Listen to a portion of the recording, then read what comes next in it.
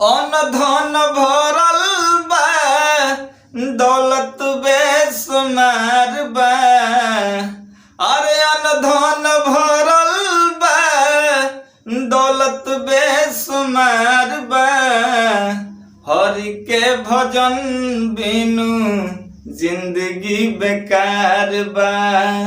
हरि के भजन बिनु जिंदगी बेकार बा।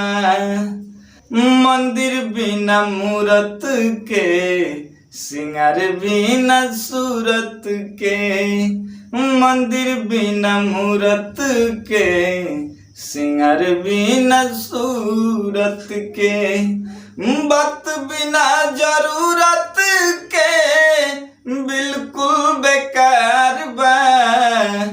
रवि के भजन बिनु जिंदगी बेकार बा। रवि के भजन बिनु जिंदगी बेकार बा। चिड़ै बिना चोंच के बैल बिना पोंछ के। चिड़ै बिना चोंच के बैल बिना पोंछ के।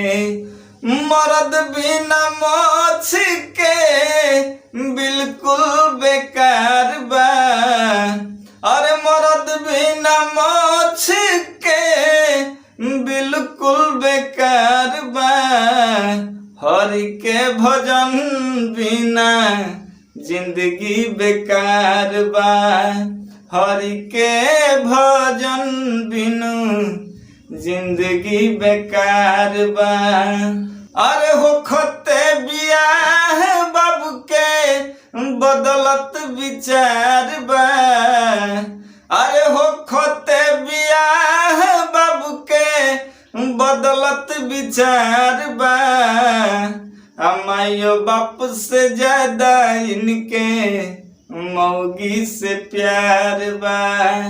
माइयो बाप से ज्यादा इनके मौगी से प्यार बा।